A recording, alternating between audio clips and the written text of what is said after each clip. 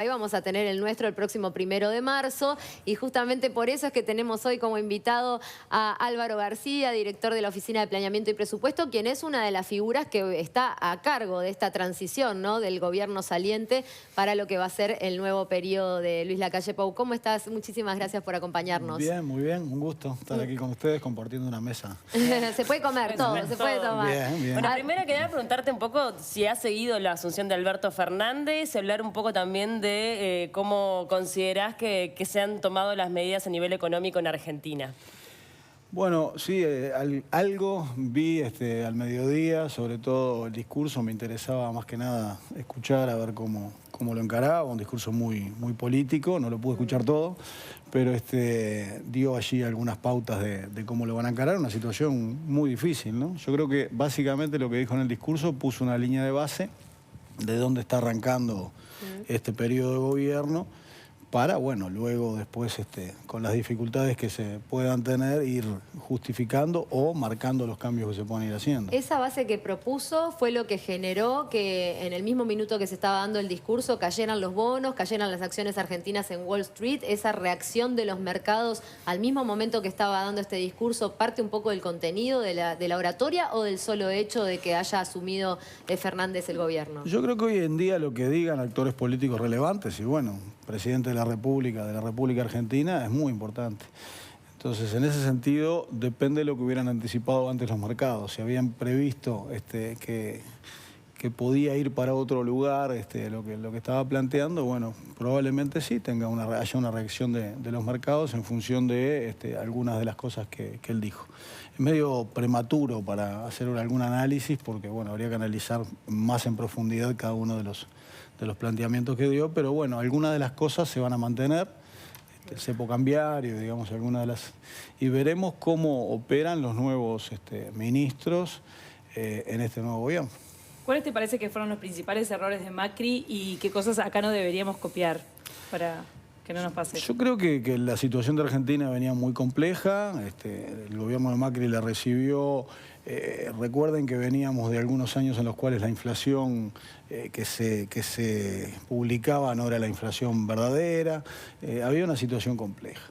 Y las primeras medidas que tomó el gobierno de Macri inclusive fueron en algunos casos beneficiosas para Uruguay porque abrieron parte de lo que tenía aquella Argentina más cerrada. Se reactivó el turismo. Esto implica también algunas preguntas, pero creo que lo más grave de todo de este gobierno de Macri fue que la Argentina volvió a aquellos viejos ciclos que teníamos en el Río de la Plata, de carrera desenfrenada entre el tipo de cambio y la inflación. Y eso en definitiva es inestabilidad.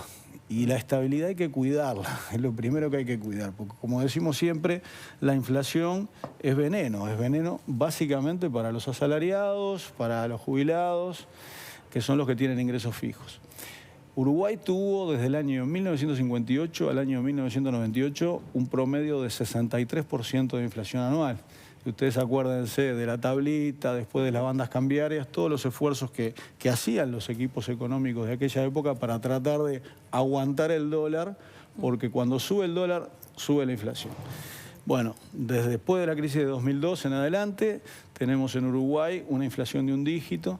Por lo tanto, creo que esa es una de las principales lecciones que tenemos que tener en cuenta y, bueno, mantener esta estabilidad que tenemos, porque eso es la base de todo, digamos, la base del poder adquisitivo de la gente y es la base de tener mejores inversiones y de mayor calidad. ¿Y cómo se está trabajando en esa transición, obviamente, hacia el gobierno de Lacalle Pou y al Ministerio de Economía, que va a estar liderado por Arbeleche?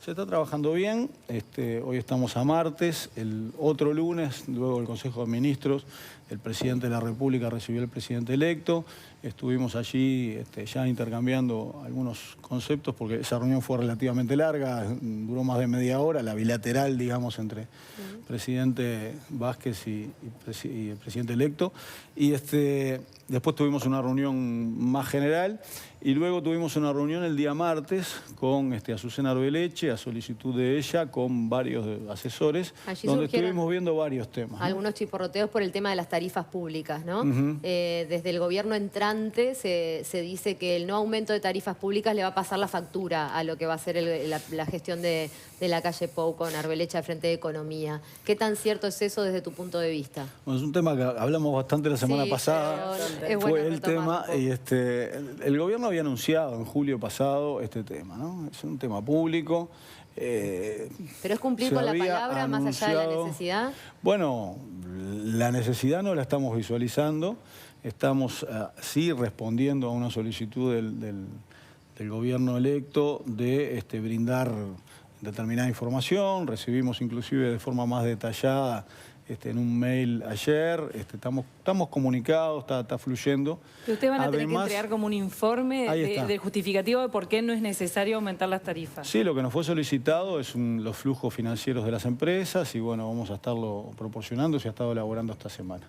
Pero además de eso, en el orden que entendemos que es importante llevar adelante una transición, que abro paréntesis, ¿no? Digamos, tenemos que valorarla así como valoramos esta foto que apareció allí, presidente saliente, presidente entrante, abrazos.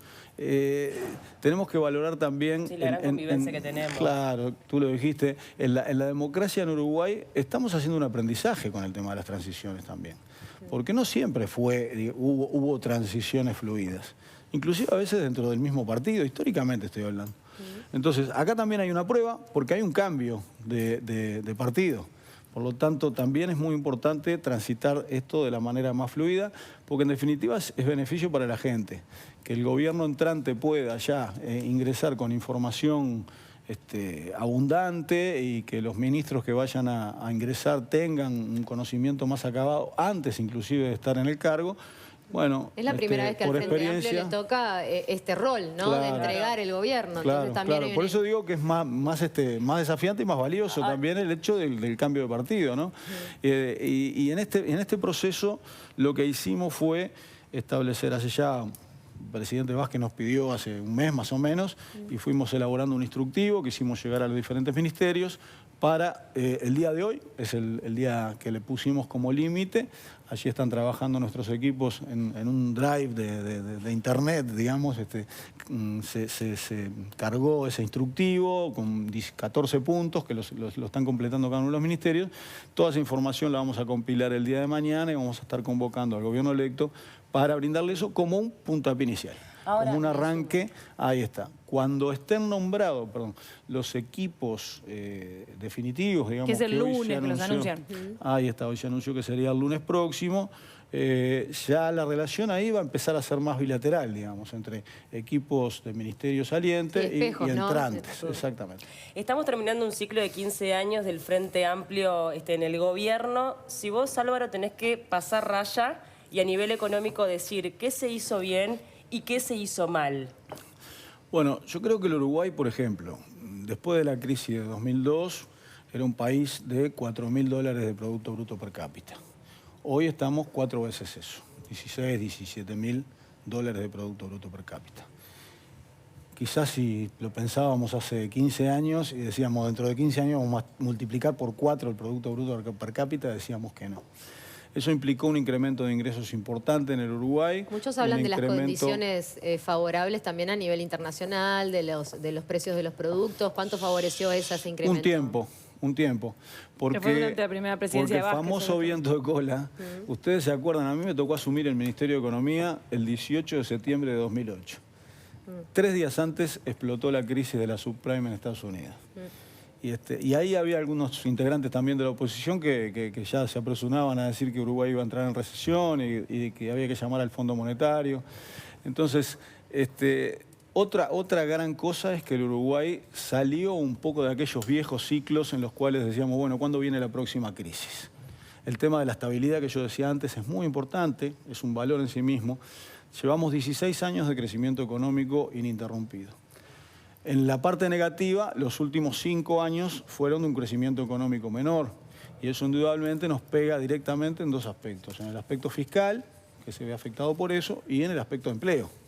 que han sido dos cosas en las cuales en este gobierno hemos tenido una permanente preocupación y ocupación. Así que desde el punto de vista social también habría muchas cosas para decir.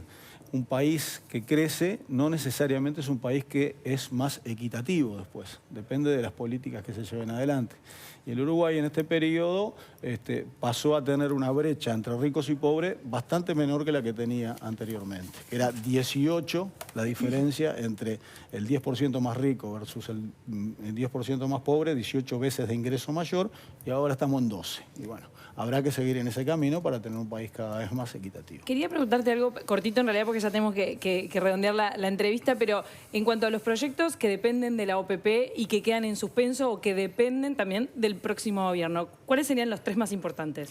Bueno, nosotros tenemos 4 roles, 2 históricos, uno todo el rol de la OPP en presupuesto y empresas públicas y evaluación de políticas públicas, eso es un rol.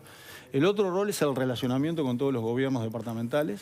Nosotros este año estamos batiendo récord histórico de transferencias a las intendencias y a los municipios.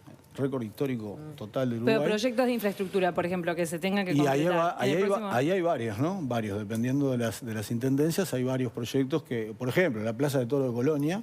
Esa es una que anunciaron que iban a empezar las obras. Por decir, sí. Eso están los fondos establecidos y, bueno, suponemos... Falta la ejecución que tenga continuidad. Claro, suponemos que va a haber continuidad en ese sentido. Y después las otras 2 innovaciones que hicimos en este periodo fue la mirada de largo plazo, o sea, OPP es Oficina de Planeamiento y Presupuesto. La parte de planeamiento había quedado un poquito en el olvido y creamos la Dirección de Planificación. Hoy tenemos una mirada Uruguay 2050, con muchísimos aspectos, desde la población, lo económico, lo social, lo ambiental, lo cultural. Lo presentamos el 27 de agosto pasado y por último, otro rol nuevo que tenemos es Transforma Uruguay. Transforma Uruguay es todo un ordenamiento que hicimos a partir de una ley de 2016 de todas aquellas agencias del Estado que trabajan a favor del desarrollo productivo y tiene, bueno, una gran cantidad de proyectos transversales que están en andamiento. ¿Has tenido contacto con Isaac Alfi, que es uno de los nombres que están apareciendo para estar al frente de la OPP? Sí, no he tenido contacto porque formalmente no escuchamos que hubiera sido designado. Sí, son rumores por ahora. Claro, así que estaremos esperando eso y apenas esté confirmado, con muchísimo gusto estaremos haciendo nuestra propia transición en OPP. Álvaro García, ha sido un placer tenerte. Después de pasar la posta, ¿qué viene? ¿Escribir letra de murga de nuevo? Bueno, no después, al mismo tiempo. Al mismo tiempo. Voy a pasar una primicia. A ver. Esta noche en el ensayo de Cayó la Cabra, por primera vez van a hacer la retirada 2020. ¡Epa! Cayó la Escrita cabra. por Así que Álvaro García. sale calentita. ¿Y después del carnaval qué se viene? Y bueno, no, tranquilidad. Ahí no tenemos ninguna perspectiva. Año sabático, como quien dice. Bueno, por no sé ahora. si año porque no da, pero Está por muy lo bien. menos algunos días, un mes o algo. Un poco de descanso. Sí. Muchísimas gracias, Álvaro, por haber estado con nosotras esta tarde. Gracias a ustedes, un gusto. Bueno, ¿y saben que Uruguay recibió una visita así de un top